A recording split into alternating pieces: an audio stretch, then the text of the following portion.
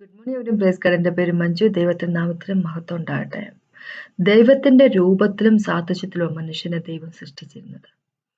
ആടത്തിനെ ഈവിനെ ദൈവം സൃഷ്ടിച്ചിരുന്നത് അല്ലെ, രൂപത്തിലും സാദൃശ്യത്തിലും എന്ന് പറയുമ്പോൾ, സാദൃശ്യം എന്ന് പറയുമ്പോൾ ദൈവം എങ്ങനെയായിരിക്കുന്നു അതുപോലെ ആയിരിക്കുക എന്ന് വെച്ച് കഴിഞ്ഞാൽ ദൈവം രാജാവാണ് അല്ലെ, വാഴുന്നവനാണ്. വാഴുന്നതിന് വേണ്ടിയാണ് മനുഷ്യനെ ദൈവം സൃഷ്ടിച്ചത്. ഉൽപ്പത്തിയിലേക്ക് പോകുമ്പോൾ അങ്ങനെ ദൈവം നമ്മളെ പറ്റി പറഞ്ഞിരിക്കുന്നത് ഈ ലോകത്തിൽ അല്ലെ, നമ്മൾ ഈ എർത്തിൽ എന്താ പറയുക, മൾട്ടിപ്ലൈ ചെയ്തുകൊണ്ട് നിറഞ്ഞുകൊണ്ട് നമ്മൾ കാണുന്ന സകല ചരാചരത്തെയും അല്ലെ, ചരാചരത്തിന് മുകളിൽ എന്ന് വെച്ച് കഴിഞ്ഞാൽ ആകാശത്തിലെ പറവുകളുടെ മുകളിൽ പിന്നെ പറവകളെയും പിന്നെ ജലത്തിലെ മത്സ്യങ്ങൾ എല്ലാത്തിനെയും സകല ചരാചരങ്ങളെയും ഭരിക്കുന്നവരായിരിക്കും അല്ലെ, എന്ന് വെച്ച് കഴിഞ്ഞാൽ അതിൻ്റെ മുകളിൽ വാഴുന്നവരായിരിക്കും. വാഴുന്നതിന് വേണ്ടിയാണ് ദൈവം നമ്മളെ സൃഷ്ടിച്ചിരിക്കുന്നത്. വീണു പോയിരിക്കുന്നവരാകുന്നതിന് വേണ്ടിയല്ല നമ്മൾ ദൈവം സൃഷ്ടിച്ചിരിക്കുന്നത് അല്ലെ. അതല്ല ദൈവത്തിന്റെ ഉദ്ദേശം. നമ്മളെ സൃഷ്ടിച്ചിട്ടുണ്ട് ദൈവത്തിന്റെ സദൃശ്യത്തിലാണ് നമ്മളെ സൃഷ്ടിച്ചിരിക്കുന്നത്. എന്ന് വെച്ച് കഴിഞ്ഞാൽ യേശുവിനെ പോലെയാണ്. പക്ഷെ നമ്മൾ വീണു പോയിരുന്നവരായിരുന്നപ്പോൾ ക്രോസ് ഓഫ് കാൽവറി ദൈവം ചെയ്തൊരു കാര്യമുണ്ട്. നമ്മൾക്ക് തൻ്റെ നീതി, തൻ്റെ റൈച്ചസ്നെസ് നമുക്ക് ഫ്രീ ഗിഫ്റ്റ് ആയിട്ട് തന്നു, യേശുവിനെ വിശ്വസിക്കുന്ന വ്യക്തികൾക്ക് അല്ലെ.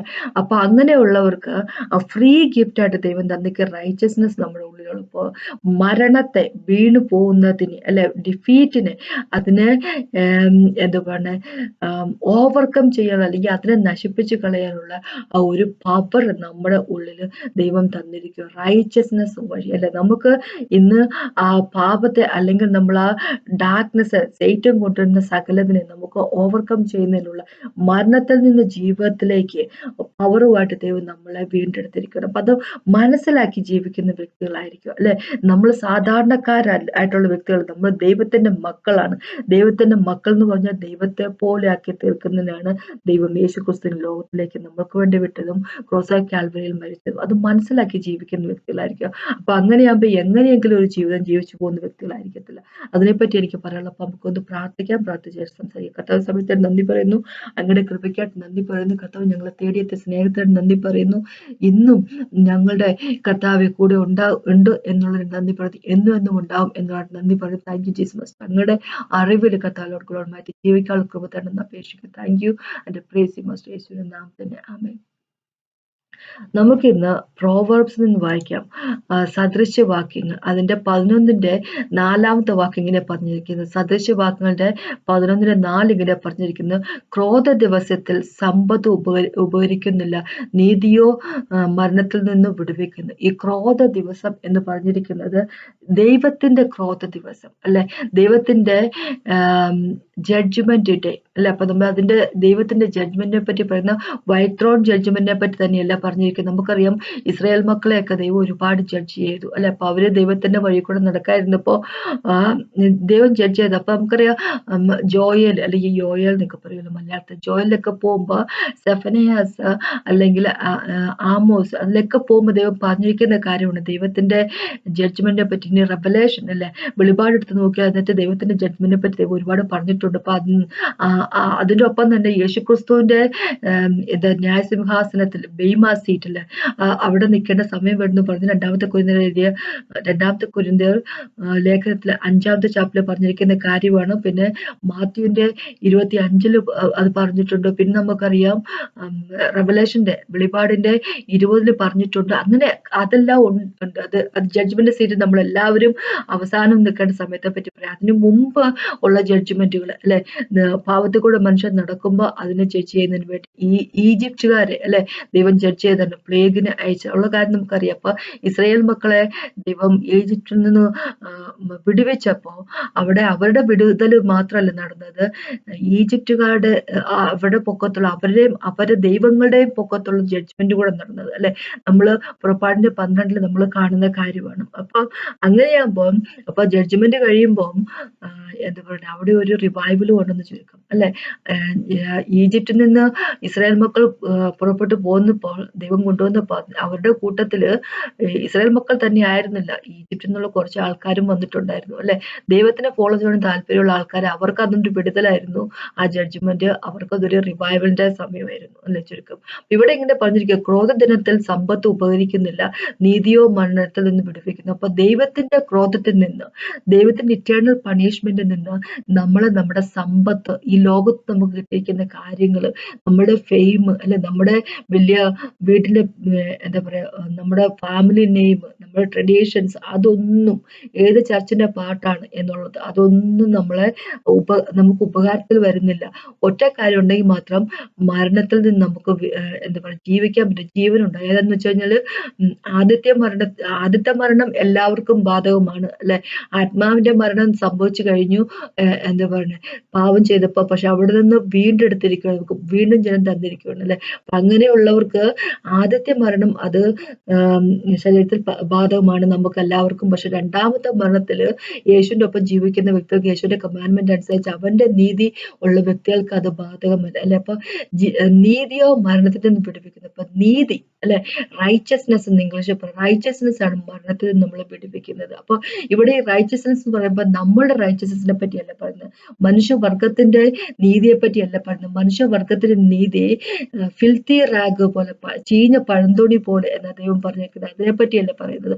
ദൈവത്തിന്റെ നീതിക്ക് മാത്രം മരണത്തെ വിടുവിക്കാൻ സാധിക്കത്തുള്ളൂ. മരണത്തെ വിടുവിക്കുന്ന പവർ എന്ന് പറഞ്ഞത് നീതിയാണ്, അല്ലെ?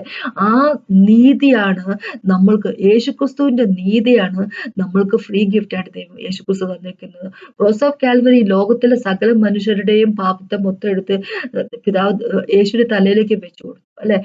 നമുക്കറിയാം, ഇങ്ങനെ പറഞ്ഞിരിക്കുന്നത്, 2 കൊരിന്ത്യരിൽ ഇങ്ങനെ പറഞ്ഞിരിക്കുന്നത്, ഒരിക്കൽ പോലും പാപം ചെയ്യാത്തവൻ നമ്മൾക്ക് വേണ്ടി പാപമായി തീർന്നു. അങ്ങനെ അവനിൽ വിശ്വസിക്കുന്ന നമ്മൾ ദൈവത്തിന്റെ റൈച്ചസ്നെസ് ആയി തീർന്നു വന്നിരിക്കുന്നത്. അപ്പോ യേശുവിനെ മരണത്തിന് കണ്ടെയ്ൻ ചെയ്യാൻ സാധിക്കുമെന്നില്ല, മരണത്തിന്, അല്ലെ, പാപം അവന്റെ പൊക്കത്തുണ്ടായിരുന്നെങ്കിൽ അതിനെ നശിപ്പിക്കാൻ സാധിക്കത്തുണ്ടായിരുന്നില്ല. കാരണം എന്ന് വെച്ചാൽ അവന്റെ റൈച്ചസ്നെസ്, അവന്റെ നീതി എന്ന് പറഞ്ഞാൽ ആ മരണകരമായിട്ടുള്ള പാപത്തെയും കൂടെ ജയിക്കുന്ന, അല്ലെ, ജയിക്കുന്ന തരത്തിലുള്ള റൈച്ചസ്നെസ് ആയിരുന്നു. അപ്പൊ അതേ റൈച്ചസ്നെസ് ആണ് നമുക്ക് ഇന്ന് ഫ്രീ ഗിഫ്റ്റ് ആയിട്ട് തന്നിരിക്കുന്നത്, അല്ലെ? അത് എങ്ങനെയാ തന്നെന്ന് വെച്ച് കഴിഞ്ഞാൽ, വെറുതെ നമ്മള് യേശുവിനെ വിശ്വസിക്കുന്നവർക്കാണ് കിട്ടുന്നത്. വിശ്വാസമാണ് ജസ്റ്റിഫിക്കേഷൻ ആയിട്ടുള്ള ആധാരവും, വിശ്വാസമാണ് റൈച്ചസ്നെസ് കിട്ടാനുള്ള ആധാരം. പക്ഷെ എന്താന്ന് വെച്ചാൽ, വെറുതെ നമ്മൾ യേശുവിൽ വിശ്വസിച്ചു എന്ന് പറഞ്ഞുകൊണ്ട് നമുക്ക് ഒന്നും ദൈവം തരാൻ പോകുന്നില്ല. അതിന് ഒരു സാക്രിഫൈസ് ചെയ്യണമായിരുന്നു, അല്ലെ? അതിനൊരു പെനാൽറ്റി കൊടുക്കണമായിരുന്നു, അതിനൊരു വാല്യൂ ഉണ്ട്, ഒരു വില കൊടുക്കണമായിരുന്നു. ആ വില ദൈവം കൊടുത്തു. എവിടെയാന്ന് വെച്ചാൽ ക്രോസ് ഓഫ് കാൽവറി, യേശുക്രിസ്തുവിന്റെ മരണമാണ് നമ്മൾക്ക്, അവന്റെ രക്തമാണ് നമ്മൾക്ക് ഈ നീതിയിലേക്ക് നമ്മൾ നയിച്ചിരിക്കുന്നത്. അവന്റെ രക്തം കൊണ്ട് മാത്രമാണ് ദൈവം നമുക്ക് നീതി തന്നിരിക്കുന്നത്. മരണത്തിന്റെ ഫലം എന്ന് പറഞ്ഞാല്, പാപത്തിന്റെ ഫലം മരണമാണ്, അല്ലെ? അപ്പൊ ആ പാപത്തിന് വേണ്ടി അവൻ മരിച്ചത് കൊണ്ടാണ് നമ്മൾക്ക് കിട്ടിയിരിക്കുന്നത്, അല്ലെ? അപ്പോ നമുക്ക് എന്താ പറയാ, ജീവൻ തന്നിരിക്കും. സങ്കീർത്തനം 49 പോകുമ്പോൾ 7ാമത്തെ ഭാഗത്ത് പറയുന്നത് ഇങ്ങനെയാ, എന്താ 7, 8, 9 വായിക്കാൻ നമുക്കറിയാൻ പറ്റും. ഒരാൾക്ക് പോലും, എത്രമാത്രം പണമുള്ളവരാണെന്ന് പറഞ്ഞാലും, അല്ലെ, എങ്ങനെയാന്നുള്ള അന്ന് പറഞ്ഞാലും എന്താ പറയുക, ഒരാൾക്ക് പോലും സ്വന്തം സഹോദരനെ, അല്ലെ, മരണത്തിൽ നിന്ന് വിടുവിക്കാൻ സാധിക്കത്തില്ല, പണം കൊണ്ട് സാധിക്കത്തില്ല, നമ്മളെ തന്നെ വിടുവിക്കാൻ സാധിക്കത്തില്ല, പിന്നെ എങ്ങനെ സഹോദരനെ വിടുവിക്കാൻ സാധിക്കുന്നു, അല്ലെ? പണം കൊണ്ടൊന്നും ഒരു വ്യക്തിക്കും വിടുവിക്കാൻ സാധിക്കത്തുള്ളൂ. ദൈവത്തിന്റെ രക്തം കൊണ്ട് മാത്രമല്ലാതെ ആർക്കും വിടുതലില്ല. യേശുക്രിസ്തുവിന്റെ രക്തമല്ല കൊണ്ടല്ലാതെ ആർക്കും ഒരു വിടുതലില്ല, അല്ലെ? അപ്പൊ നമുക്കറിയാം, പുറപ്പാടിലേക്ക് പോകുമ്പോൾ, നേരത്തെ പറഞ്ഞ പോലെ പുറപ്പാടിലേക്ക് പോകുമ്പോൾ ഒരു കാര്യം മനസ്സിലാക്കുക, പുറപ്പാടില് പാസ് ഓവർ എന്ന് പറയുന്നത് അത് ദൈവത്തിന്റെ പെസക എന്ന് പറഞ്ഞ യഹോവയുടെ പെസകയാകുന്നു. അങ്ങനെ പറഞ്ഞു 11ാമത്തെ വാക്ക് പറഞ്ഞത് യഹോവയുടെ പെസകയാകുന്നു, അല്ലാതെ ജൂതന്മാരുടെ പെസകയല്ല, ഇസ്രായേലിലുള്ളവരുടെ പെസകയല്ല. നമ്മളിങ്ങനെ ക്രിസ്ത്യൻസ് കൊണ്ടാടുന്ന പെസക ദിവസമല്ല, ദൈവത്തിന്റെ പെസകയാണ്, യേശുവിന്റെ പെസകയാണ് എന്നാ പറഞ്ഞിരിക്കുന്നത്, അല്ലെ? പിതാവിന്റെ പെസകയാണ്, പിതാവും പുത്രനും പരിശുദ്ധാത്മാവും ഒന്നാണല്ലോ. ദൈവത്തിന്റെ പെസകയാണ് പാസ് ഓവർ, അല്ലെ, എന്ന് പറഞ്ഞിരിക്കുന്നത്. ഇനി വെറുതെ ഒരു ഫെസ്റ്റിവൽ അല്ല, ദൈവം പാസ് ഓവർ ചെയ്യുകയാണ്, അതിനെപ്പറ്റിയാ പറഞ്ഞിരിക്കുന്നത്, അല്ലെ? എന്താ പറയാ, ഇപ്പൊ ഇവിടെ ഇങ്ങനെ പറഞ്ഞിരിക്കും, 12ാമത്തെ വാക്ക് തൊട്ട് താഴേക്ക് വായിക്കാൻ നമുക്കറിയാൻ പറ്റും. ദൈവം ഒരു കാര്യം പറഞ്ഞിട്ടുണ്ട്, ഇസ്രായേൽ മക്കളോട് ഇങ്ങനെ പറഞ്ഞു, ഈ ചാപ്റ്റർ എക്സോഡസിന്റെ 12 മൊത്തം വായിക്കാൻ നമുക്ക് കാണാൻ പറ്റും. ദൈവം പറഞ്ഞിരിക്കുന്ന ഒരു കാര്യം എന്താന്ന് വെച്ച് കഴിഞ്ഞാല് ഇവരുടെ ആദ്യത്തെ മാസമാണ് അവര് പോരുന്ന മാസം. ആദ്യത്തെ മാസമായിരിക്കും അത്.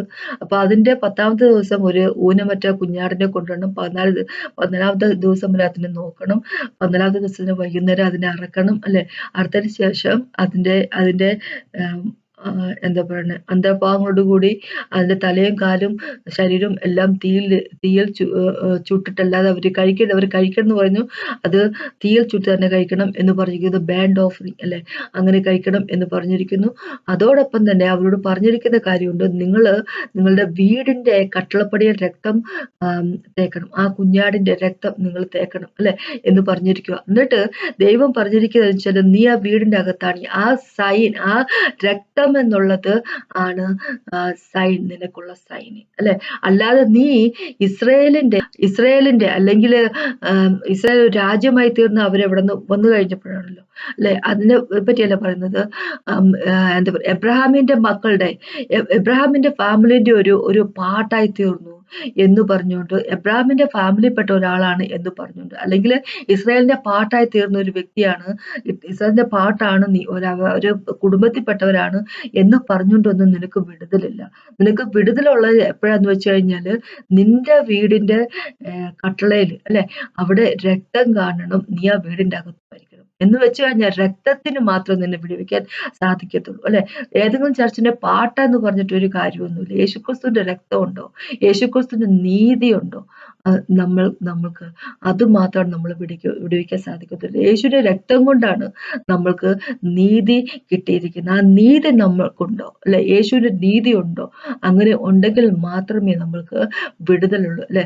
ആ എന്താ പറയുക, മരണത്തെ എന്താ പറയുക വിടുവിക്കാനുള്ള ആ ശക്തി, മരണത്തെ ഓവർകം ചെയ്യാനുള്ള, മരണത്തിൽ നിന്ന് വിടുവിക്കാനുള്ള ശക്തി, അത് വരുന്നത് യേശുക്രിസ്തു നീതി നിന്നാണ് അല്ലെ.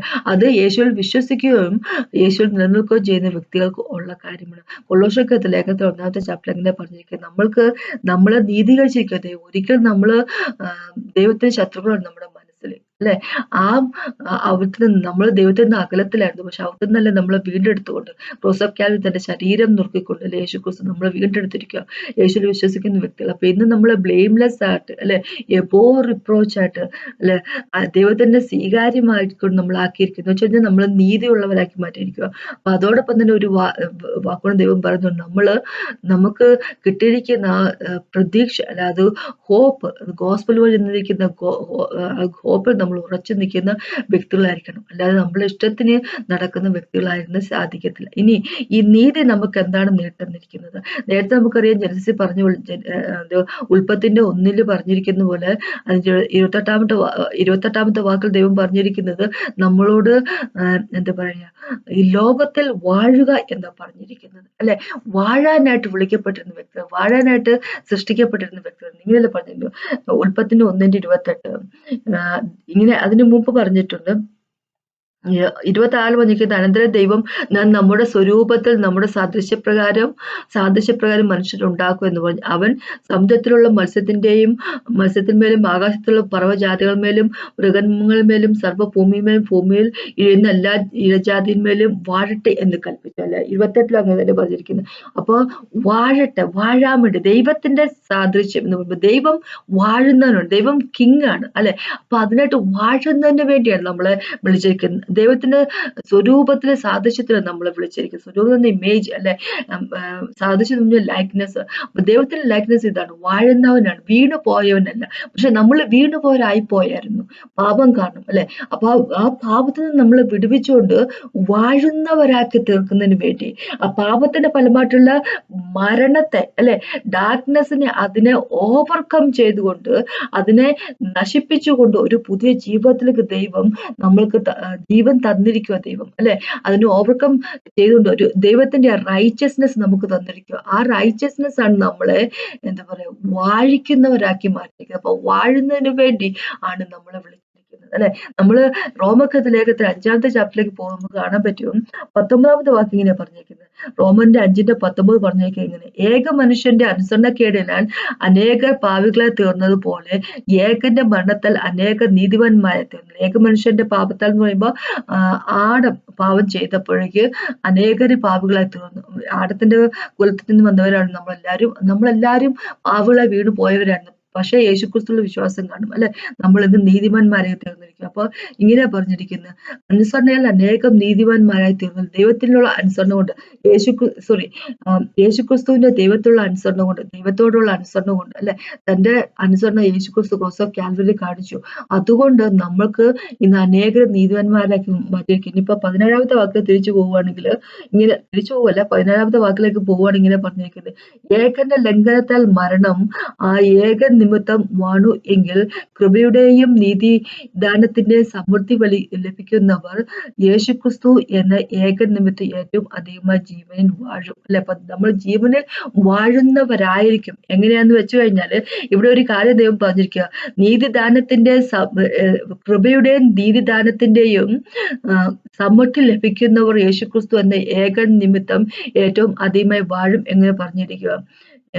അപ്പൊ 18-ാമത്തെ വാക്ക്, അങ്ങനെ ഏകലംഘനത്താൽ സകല മനുഷ്യനും ശിക്ഷാവിധി എന്ന പോലെ ഏകനീതിയാൽ സകല മനുഷ്യർക്കും ജീവകാരണമായി നീതീകരണം വന്നു. അപ്പോ ഇങ്ങനെ പറഞ്ഞിരിക്കുന്നത്, നമ്മള് എന്താ പറയാ, കൃപയുടെയും നീതിദാനത്തിന്റെ സമൃദ്ധി ലഭിക്കുന്ന യേശുക്രിസ്തു എന്ന ഏക നിമിത്തം ഏറ്റവും അധികമായി വാഴും. 19-ാമത്തെ വാക്കിൽ ദൈവം പറഞ്ഞിരിക്കുന്നത് നമ്മളെ നീതിമാനാക്കിയിരിക്കും. അപ്പൊ ദൈവം ഇന്ന് നമ്മളെ നീതിമാനാക്കിയിരിക്കുക യേശുക്രിസ്തുവിനെ വിശ്വസിക്കുന്നു. അപ്പൊ ആ നീതിയിൽ നിലനിൽക്കുന്ന വ്യക്തികളായിരിക്കണം. ആ നീതിയിൽ നിൽക്കുകയും കൃപാവരമല്ല, കൃപ, ദൈവത്തിന്റെ ഗ്രേസ് അത് നമ്മളിലേക്ക് വരികയും ചെയ്യുമ്പോൾ നമ്മൾ എങ്ങനെയാ, നമ്മൾ വാഴുന്നവരായിരിക്കും അല്ലെ. അതിനുവേണ്ടി ദൈവത്തിന്റെ കൃപയിൽ നിൽക്കുന്ന വ്യക്തികളായിരിക്കണം, ദൈവത്തിന്റെ നീതിയിൽ നിൽക്കുന്ന വ്യക്തികളായിരിക്കണം. നമ്മുടെ തോന്നിവാസം നമുക്ക് എങ്ങനെ വേണമെങ്കിലൊക്കെ ചെയ്ത് നടക്കുന്ന വ്യക്തികളാകരുത് എന്ന് ചുരുക്കം അല്ലെ. അപ്പോൾ നമ്മൾ ദൈവത്തിൽ നിൽക്കുന്ന വ്യക്തികളാണെങ്കിൽ അവരുടെ ഉള്ളിലേക്ക് ദൈവത്തിന്റെ കൃപ പിന്നെയും പിന്നെയും വന്നുകൊണ്ടിരിക്കും. അങ്ങനെയാവുമ്പോൾ നമ്മൾ ഈ ലോകത്തിൽ വാഴുന്നവരായിരിക്കും. വാഴുന്നതിന് വേണ്ടിയാണ് നമ്മളെ വിളിച്ചിരിക്കുന്നത്. പിന്നെയും പിന്നെയും നമ്മളിങ്ങനെ ഞാൻ എങ്ങനെയെങ്കിലും ഒക്കെ ജീവിച്ചു പോകുന്നു, ഞാൻ ഒരു കാലത്ത് എന്റെ മരണത്തിനൊക്കെ ശേഷം ഞാൻ സ്വർഗത്തിൽ പോവും, അവിടെ എനിക്ക് നല്ല കാലമായിരിക്കും. ഇപ്പോഴും ഞാൻ പാപത്തിന്റെ പിടിയിലാണ്, ഞാൻ പാപങ്ങൾ ചെയ്യുന്നു, എനിക്ക് കണ്ടമാനം അസുഖങ്ങളൊക്കെ വരുന്നു അല്ലെ, എനിക്ക് ഫൈനാൻഷ്യലായിട്ട് സാമ്പത്തികമായിട്ട് എനിക്ക് ഒരുപാട് ഞെരുക്കങ്ങളുണ്ട്. അങ്ങനെ അതിനായിട്ടല്ല ദൈവം നമ്മളെ വിളിച്ചിരിക്കുന്നത് അല്ലെ. നമ്മള് ദൈവത്തെ പറ്റിയുള്ള അറിവ് കൊണ്ട് അല്ലെ, ഇങ്ങനെ പറഞ്ഞിരിക്കുന്നത് 2-ാമത്തെ പത്രോസിൽ ഇങ്ങനെ പറഞ്ഞിരിക്കുന്നത്, ദൈവം എന്താന്ന് വെച്ചാൽ നമുക്ക് ആവശ്യമുള്ളതല്ല, നമുക്ക് ഗോൾഡിനെസിനും ലൈഫിനും ആവശ്യമായിട്ടുള്ളതല്ല അല്ലെ, ദൈവം നമുക്ക് തന്നിരിക്കുന്നു എന്നാ പറഞ്ഞിരിക്കുന്നത്. അവന്റെ നോളജ് വഴി നമുക്കത് എടുക്കാം. ആ വാക്ക് ഒന്ന് വായിക്കുവാണെങ്കിൽ 2-ാമത്തെ പത്രോസിന്റെ 1:3 അത് പറഞ്ഞിരിക്കുന്നത് ഇങ്ങനെ പറഞ്ഞിരിക്കുന്നത്: തന്റെ മഹത്വത്താലും വീര്യപ്രവൃത്തിയാലും 2-ാമത്തെ പത്രോസിന്റെ 1:3 തന്റെ മഹത്വത്താലും വീര്യത്താലും നമ്മളെ വിളിച്ചവന്റെ പരിജ്ഞാനത്താൽ അവന്റെ ദിവ്യശക്തി ജീവനും ഭക്തിക്കും വേണ്ടതും ഒക്കെയും നമുക്ക് ദാനം ചെയ്തിരിക്കുന്നു. ഈ ഭക്തി എന്നുള്ള വാക്ക്, ഇവിടെ ഭക്തി എന്നൊരു വാക്ക് പറഞ്ഞിരിക്കുന്നത്, പക്ഷേ ഇംഗ്ലീഷ് ബൈബിളിലേക്ക് പോകുമ്പോൾ പറഞ്ഞിരിക്കുന്ന വാക്കെന്ന് വെച്ചാൽ ഭക്തി എന്ന് പറഞ്ഞ ഫെയ്ത്ത് അല്ലേ, പക്ഷെ അതിനെപ്പറ്റിയല്ല പറഞ്ഞിരിക്കുന്നത്. ഗോഡ്ലിനെസ്, ദൈവികമായിട്ടുള്ള ദൈവത്വത്തിനായിട്ട് എന്നാ പറഞ്ഞിരിക്കുന്നത്. എന്ന് വെച്ചു കഴിഞ്ഞാല് യേശുക്രിസ്തുവിന്റെ ഇങ്ങനെ പറഞ്ഞിരിക്കുന്നത്, തന്റെ മഹത്വത്താലും വീര്യത്താലും അല്ലെ, തന്റെ ഗ്ലോറിയാലും എന്താ പറയുന്നത്, വീര്യത്താലും പവറിനാലും നമ്മെ വിളിച്ചവന്റെ പരിജ്ഞാനത്താൽ അവന്റെ ദിവ്യശക്തി ജീവന് അല്ലെ, അവന്റെ ആ ശക്തി അല്ലെ, ദൈവത്തിന്റെ ശക്തി നമുക്ക് എന്താ തന്നിരിക്കുന്നു വെച്ചാല് ജീവനും ഗോഡ്ലിനെസ്സിനും ദൈവത്തെ പോലെ ആയിത്തീരുന്നതിന് ഉപരി, ദൈവത്തെ പോലെ ആയിത്തീരുന്ന വെച്ചാല് യേശുക്രിസ്തുവിനെ പോലെ ആയിത്തീരുന്നതിന് വേണ്ടിയുള്ളത് ഒക്കെയും നമുക്ക് ദാനമായി തന്നിരിക്കും. എന്ന് വെച്ചാൽ യേശുക്രിസ്തു ലോകത്ത് ജീവിച്ചാൽ യേശുക്രിസ്തുവിന് കഷ്ടപ്പാടില്ല, അസുഖങ്ങളില്ല, പ്രാരാബ്ദങ്ങളില്ല. പ്രാരാബ്ദം എന്താ വെച്ചാല് എന്താ പറയുക, അസുഖങ്ങളില്ല, ജീവിതത്തില് ഒരു വീണു പോയൊരവസ്ഥയല്ല, എങ്ങനെയെങ്കിലും ജീവിച്ച് തീർത്ത ഒരു ജീവിതമല്ല. പ്രാരാബ്ദം ഇല്ലെന്നല്ല, റെസ്പോൺസിബിലിറ്റീസ് ഇല്ലെന്നല്ല പറയുന്നത്, എന്താ പറയുക, എങ്ങനെയെങ്കിലും ജീവിച്ചു പോകുന്ന ഒരു ജീവിതം, അതല്ല യേശുക്രിസ്തു ജീവിച്ചത് അല്ലെ. ഇന്ന് ഗ്ലോറിഫൈഡ് ആയിട്ടുള്ള യേശുക്രിസ്തു അങ്ങനെയല്ല ജീവിക്കുന്നത് അല്ലെ. ദൈവത്തിന്റെ പവറിലാണ് ജീവിച്ചിരുന്നത്. അപ്പൊ അങ്ങനെ അല്ലെ യേശുക്രിസ്തു വാഴുന്നവനാണ്, വാഴുന്നതിന് വേണ്ടിയാണ് നമ്മളെ വിളിച്ചിരിക്കുന്നത്. കാര്യം എന്താ വെച്ചാൽ നമ്മൾ ദൈവത്തിന്റെ മക്കളാണ്. ദൈവത്തിന്റെ മക്കള് ദൈവത്തെ പോലെ ആയിരിക്കണം അല്ലെ. അപ്പൊ നമുക്കിതൊക്കെ സാധ്യമാക്കുന്നത് എങ്ങനെയാണ്? ദൈവത്തിന്റെ നീതി നമ്മുടെ ഉള്ളിലേക്ക് വന്നപ്പോൾ, നമ്മൾ ദൈവത്തിൽ ഉറച്ചു നിൽക്കുന്നവരായിരിക്കുമ്പോൾ, നമ്മളുടെ പ്രശ്നം ദൈവത്തിന്റെ പ്രശ്നമായി തീരുമ്പോൾ, നമ്മൾക്ക് ആവശ്യമുള്ള കാര്യങ്ങൾ എല്ലാം ദൈവം തരുന്നു അല്ലെ. നമ്മൾ വിചാരിക്കുന്നതിന് മുമ്പേ നമ്മൾ ചോദിക്കുന്നതിന് മുമ്പേ നമ്മളുടെ കാര്യങ്ങൾ ചെയ്തു തരുന്നവനാണ് യേശുക്രിസ്തു. അപ്പൊ പിന്നെ നമുക്ക് എന്തിനാണ് കഷ്ടപ്പാടിന്റെ കാര്യം അല്ലെ. നമ്മളെ അസുഖം വരുമ്പോൾ എന്താ പറയുക, അസുഖം വന്ന് നമുക്കിങ്ങനെ കഷ്ടപ്പെട്ടു പോകേണ്ട കാര്യമില്ല. കാരണം ക്രോസ് ഓഫ് കാൽവറിയിൽ യേശുക്രിസ്തു ഓൾറെഡി അതിനായിട്ടുള്ള പരിഹാരം കണ്ടു കഴിഞ്ഞതാണ്. അപ്പൊ വിശ്വാസം കൊണ്ട് നമ്മൾ അത് നേടിയെടുത്താൽ മാത്രം മതി, വിശ്വസിച്ചാൽ മാത്രം മതി എന്ന ദൈവം പറഞ്ഞിരിക്കുന്നത്. വാഴുന്ന വ്യക്തികളായിരിക്കണം, അതിനായിട്ടാണ് നമ്മളെ വിളിച്ചിരിക്കുന്നത്. എപ്പോഴും മനസ്സിലാക്കുക അല്ലെ. വാഴുന്ന വ്യക്തികൾ ഫിസിക്കലി അവർ വാഴുന്ന ഒരു സമയം വരുന്നുണ്ട് എന്ന് വെച്ച് കഴിഞ്ഞാല് ഇത് റിയൽ ആയിട്ട് അല്ലെ, അതിന് യോഗ്യതയുള്ള ആൾക്കാർക്ക് അതിനായിട്ടുള്ള സിംഹാസനം ദൈവം കൊടുക്കുന്ന സമയം വരുന്നു. ഉൽപ്പത്തി പോട്ടെ, വെളിപാടിലേക്ക് പോകുമ്പോൾ 20ാമത്തെ ചാപ്റ്റർ പറഞ്ഞിട്ടുണ്ട് അല്ലെ. ആന്റി ക്രൈസ്റ്റിന്റെ മാർക്ക് കയ്യിലും നെറ്റിലും ഒന്നും ഇരിക്കുന്നവർക്ക്, അവര് ദൈവത്തിന് വേണ്ടി നിലകൊള്ളുകയും ദൈവത്തിന് വേണ്ടി എന്താ പറയാ മരിച്ചവരായിരിക്കുന്ന, തല വെട്ടിക്കളഞ്ഞപ്പെട്ടിരിക്കുന്ന വ്യക്തികളായിരിക്കുന്നവർക്ക് യേശുവിന്റെ ഒപ്പം തന്നെ സിംഹാസനത്തിൽ നിന്ന് ജഡ്ജ് ചെയ്യാനുള്ള അധികാരം കൊടുക്കുന്നതിനെ പറ്റി ദൈവം പറഞ്ഞിട്ടുണ്ട്. അതോടൊപ്പം തന്നെ നമുക്കറിയാം മത്തായിന്റെ 19 ഇങ്ങനെ പറഞ്ഞിരിക്കും, തന്റെ ശിഷ്യന്മാരോട് യേശുക്രിസ്തു പറഞ്ഞിട്ടുണ്ട്, തന്നെ ഫോളോ ചെയ്തിരിക്കുന്നവർ അല്ലെ, അവരും 12 ട്രൈബുകളെ അല്ലെ, ഇസ്രായേലിന്റെ 12 ട്രൈബുകളെ അവര് ജഡ്ജ് ചെയ്യുന്ന വ്യക്തികളായി തീരുമെന്ന് പറഞ്ഞിരിക്കുന്നുണ്ട്. അവരെല്ലാം എന്താ പറയാ, അവര് മാർട്ടിറായി തീരുന്നവർക്ക്. അപ്പൊ ദൈവം എന്താ പറയാ, ഈ ലോകത്തിൽ തന്നെ നമ്മുടെ ജീവിതത്തിൽ തന്നെ റെയിൻ ചെയ്യുന്നതിനല്ല നമ്മൾ വിളിച്ചിരിക്കുന്നത്, നമ്മളെ വാഴുന്നതിനല്ല വിളിച്ചിരിക്കുന്നത്. ഇനി വരും കാലങ്ങളിലും അല്ലെ ദൈവത്തിൽ എന്താ പറയാ മിലേനിയം ട്രെയിൻ, ആ 1000 വർഷത്തെ സംവത്സര 1000 വർഷത്തെ ആ റെയിൻ സമയത്തും വാഴുന്നവരായിരിക്കുന്നതിന് വേണ്ടി അല്ലെ ആണ് അതിന് യോഗ്യതയുള്ള വ്യക്തികളെ അല്ലെ, അതിനായിട്ട് യോഗ്യതയുള്ളവരൊക്കെ നമ്മൾ മാറ്റിക്കൊണ്ടിരിക്കുക. അപ്പൊ അതിനായിട്ടാണ് നമ്മളെ വിളിച്ചിരിക്കുന്നത് ദൈവം. അപ്പൊ മനസ്സിലാക്കി ആക്കുക. നമ്മൾ വീണു പോയവരല്ല അല്ലെ, നമ്മള് ഇന്നും പരാജയപ്പെട്ടവരല്ല, വീണു പോയവരല്ല, നമ്മളിന്ന് പരാജയപ്പെട്ട പോയവരാന്നുള്ളൊരു വിചാരം കാണരുത്. നമ്മളെ വാഴുന്നവരാക്കിയാണ് ദൈവം വിളിച്ചിരിക്കുന്നത്. നമ്മൾക്ക് അസുഖങ്ങളുണ്ടെങ്കിൽ അതിന്റെ പൊക്കത്തിൽ വാഴുന്നതിന് വേണ്ടിയാണ് വിളിച്ചിരിക്കുന്നത് അല്ലെ. സാമ്പത്തിക ബുദ്ധിമുട്ടുണ്ടെങ്കിൽ അതിന്റെ പൊക്കത്തിൽ വാഴുന്നതിനായിട്ടാണ് വിളിച്ചിരിക്കുന്നത്. നമ്മുടെ കുഞ്ഞുങ്ങളുടെ വിദ്യാഭ്യാസത്തിന്, അവരുടെ ജീവിതത്തിൽ പ്രശ്നങ്ങളുണ്ടെങ്കിൽ അതിന്റെ പൊക്കത്തിൽ വാഴുന്നതിന് വേണ്ടിയാണ് ദൈവം വിളിച്ചിരിക്കുന്നത് അല്ലെ. നമുക്ക് കുടുംബത്തിലെ പ്രശ്നമുണ്ട്, മാരേജിന് പ്രശ്നമുണ്ട്, അതിന്റെ പൊക്കത്തിൽ വാഴുന്നതിന് വേണ്ടിയാണ് ദൈവം വിളിച്ചിരിക്കുന്നത്. നമ്മളിങ്ങനെ എന്നും കരഞ്ഞുകൊണ്ടിരിക്കുന്ന വ്യക്തികളാകുന്നതിന് വേണ്ടിയല്ല യേശുക്രിസ്തു നമ്മളെ വിളിച്ചിരിക്കുന്നത്. യേശുവിന്റെ നീതി നമ്മുടെ ഉള്ളിലുണ്ട് അല്ലെ. യേശുവിന്റെ നീതി എന്ന് പറഞ്ഞാൽ മരണത്തെ ജയിച്ച പവറാണത് അല്ലെ. എത്രമാത്രം പാപം യേശുവിന്റെ തലയിലേക്ക് ക്രോസ് ഓഫ് കാൽവരി പിതാവ് ഏൽപ്പിച്ചു കൊടുത്തത്, നമ്മുടെ പാപം മൊത്തം ഏൽപ്പിച്ചു കൊടുത്തെങ്കിൽ പോലും പക്ഷെ ആ മരണത്തിന് യേശുക്രിസ്തുവിനെ തോൽപ്പിക്കാൻ സാധിക്കുമായിരുന്നില്ല. കാരണം വെച്ചാൽ അവന്റെ നീതി അല്ലെ, ആ നമ്മുടെ എല്ലാവരുടെയും പാപം അത്രയും, ലോകത്തിന് മൊത്തം പാപം, അന്നുള്ളവരുടെ, ഇനി വരാനിരിക്കുന്നവരുടെ, നേരത്തെ കഴിഞ്ഞു പോയവരുടെ, ഇനി ഫ്യൂച്ചറിൽ നമ്മൾ ചെയ്യാൻ പോകുന്ന പാപം, എവറിത്തിങ് യേശുക്രിസ്തു തലയിലേക്ക് പിതാവ് വെച്ചു കൊടുത്തിരുന്നു. ലോകത്തിന്റെ സകല മാനവരാശിന്റെ എത്ര ബില്യൺസ് ഓഫ് ആൾക്കാർ ഇപ്പോ ഉള്ളത്, അതിനി എന്താ പറയുന്നത്, എത്രയോ പേര് ഇനി വരാനിരിക്കുന്നു, അവരുടെ എല്ലാവരുടെയും പാവം യേശുക്രിസ്തു തലയിലാണ്. എന്നിട്ടും കൂടെ അവന്റെ നീതി അല്ലെ, അവന്റെ നീതി എന്ന് പറഞ്ഞാല് ഈ നമ്മുടെ എല്ലാവരുടെയും പാപത്തെയും മരണത്തെ അതിജീവിക്കുന്ന അതേ നീതി നമുക്ക് തന്നിരിക്കുന്ന ഓർത്തോണം അല്ലെ. മരണത്തെയും പാപത്തെ അതിജീവിക്കുന്ന ഒരു നീതിയെ നമുക്ക് ദൈവം തന്നിരിക്കുന്നു. ആ നീതി നമ്മുടെ ഉള്ളിലുള്ളപ്പോൾ അല്ലെ, ദൈവത്തിന്റെ രക്തം നമ്മളെ കവർ ചെയ്യുമ്പോൾ അല്ലെ, യേശുവിന്റെ മക്കളായിരിക്കുമ്പോൾ നമ്മള് എപ്പോഴും ഇങ്ങനെ വീണു പോയവരാന്ന് വിചാരിക്കുന്ന വ്യക്തികളായിരിക്കുന്നത് സുഹൃത്തുക്കളെ. അതിനായിട്ടല്ല നമ്മളെ ദൈവം വിളിച്ചിരിക്കുന്നത് അല്ലെ. ദൈവത്തിലുള്ള അറിവ് കൊണ്ട് അല്ലെ, നമ്മൾ ദൈവത്തിലേക്ക് നടക്കുമ്പോൾ കൂടുതൽ നമുക്ക് അറിവ് ദൈവം തരുമ്പോൾ അതനുസരിച്ച് ജീവിക്കാൻ അല്ലെ, അതനുസരിച്ച് ഒരു മഹിമയായിട്ടുള്ള ജീവിതം ജീവിക്കാൻ ഉള്ള കൃപയുണ്ടാകും അല്ലെ. അപ്പൊ ദൈവത്തിലേക്ക് നടന്നടുക്കുന്ന വ്യക്തികളായിരിക്കാം, ദൈവത്തിൽ നിന്ന് അകന്നു പോകുന്ന വ്യക്തികളാകാതെ ദൈവത്തിലേക്ക് നടന്ന് അടുക്കുന്ന വ്യക്തികളായിരിക്കും, ദൈവത്തിൽ വളരുന്ന വ്യക്തികളായിരിക്കും, അവന് വേണ്ടി ജീവിതത്തെ സമർപ്പിച്ചിരിക്കുന്ന വ്യക്തികളായിരിക്കാം അല്ലെ. അങ്ങനെ ഈ നീതിന്റെ ഒരു കാര്യം കൂടെ പറയട്ടെ. നമുക്കറിയാം റോമകത്ത് ലേഖനത്തിൽ 8-ാമത്തെ ചാപ്റ്ററിൽ ഒന്നാമത്തെ വാക്ക് ഇങ്ങനെ പറഞ്ഞിരിക്കുന്നത്, യേശുക്രിസ്തുവിലായിരിക്കുന്ന വ്യക്തികൾക്ക് അല്ലെ, there is no condemnation എന്ന് പറഞ്ഞിരിക്കുന്നത്. അവർക്കൊരു കണ്ടംനേഷൻ, അവർക്ക് ന്യായവിധിയില്ല. എന്തുകൊണ്ടാന്ന് വെച്ച് കഴിഞ്ഞാല് അവര് യേശുവിലായിരിക്കുന്ന വ്യക്തികൾ. അത് തന്നെയല്ല, ഹോളിസ്പിരിറ്റ് ഗോഡിനാൽ നയിക്കപ്പെടുന്നവരായിരിക്കണം, ജഡത്തിന്റെ സ്വഭാവത്തിൽ നയിക്കപ്പെടുന്ന വ്യക്തികളായിരിക്കരുത്.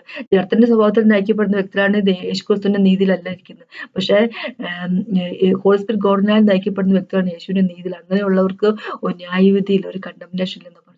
അപ്പൊ ദൈവത്തിന്റെ നീതി നമുക്കുള്ളിലേക്ക് തന്നിരിക്കുന്ന നീതി, അത് പാപത്തെ ജയിക്കുന്നതിനായിട്ട്, മരണത്തെ ജയിക്കുന്നതിനായിട്ട്, സകല വിധത്തിലുള്ള പ്രശ്നങ്ങളെ, ലോകത്തിലെ സകല പ്രശ്നങ്ങളും, പിശാച് കൊണ്ടുവന്ന സകല പ്രശ്നങ്ങളെയും ജയിക്കുന്നതിനായിട്ടുള്ള പവറാണ്, ശക്തിയാണ് നമ്മുടെ ഉള്ളിലുള്ളത്. അത് മനസ്സിലാക്കുക. നമ്മൾ വെറുതെ ഉള്ള വ്യക്തികളല്ല അല്ലെ, യേശുവിൽ വിശ്വസിക്കുകയോ അവനിലായിരിക്കുകയോ ചെയ്യുന്ന വ്യക്തികൾ വെറുതെ ഉള്ള വ്യക്തികളല്ല അല്ലെ എന്ന് എപ്പോഴും മനസ്സിലാക്കുക. നമ്മുടെ ഉള്ളിൽ തന്നെ പവറുണ്ട്, നമ്മുടെ ഉള്ളിൽ തന്നെ പവറുണ്ട്. സകലതിനെയും ഓവർകം ചെയ്യുന്നതിനുള്ള പവർ നമ്മുടെ ഉള്ളിലുണ്ട്. എപ്പോഴും കരഞ്ഞുകൊണ്ടിരിക്കാതിരിക്കുക, വിശ്വസിക്കുക, യേശുവിൽ വിശ്വസിക്കുന്നവരായിരിക്കുക. അപ്പൊ അതിനെപ്പറ്റി എനിക്ക് പറയാനുള്ളത്. ഒന്ന് പ്രാർത്ഥിച്ചിട്ടുണ്ട്. സമയത്ത് നന്ദി പറയും. Thank you Jesus must. അങ്ങയുടെ കൃപയ്ക്കായിട്ട്, അങ്ങയുടെ നീതിക്കായിട്ട് നന്ദി പറയുന്നു കർത്താവെ. വീണു പോയിരുന്ന വ്യക്തികളായിരുന്നു ഞങ്ങളെ ഇന്ന് വീണ്ടെടുത്തതിനായിട്ടും കർത്താവെ, അങ്ങയുടെ വഴി കൂടെ നടത്തുന്നതിനായിട്ടും, അങ്ങയുടെ നീതി ഞങ്ങൾക്ക് തന്നതിനായിട്ടും, അങ്ങയുടെ ജീവൻ ഞങ്ങളുടെ ഉള്ളിലേക്ക് പ്രദാനം ചെയ്യുന്നതിനായിട്ട് നന്ദി പറയുന്നു യേശുവിൻ നാമത്തിൽ. ആമേൻ. അതനുസരിച്ച് അറിവോടുകൂടി ജീവിക്കാനുള്ള കൃപ ഞങ്ങൾക്ക് തന്ന് അപേക്ഷിക്കുന്നു യേശുവിൻ നാമത്തിൽ. ആമേൻ. നിങ്ങളുടെ നന്ദി മൊത്തം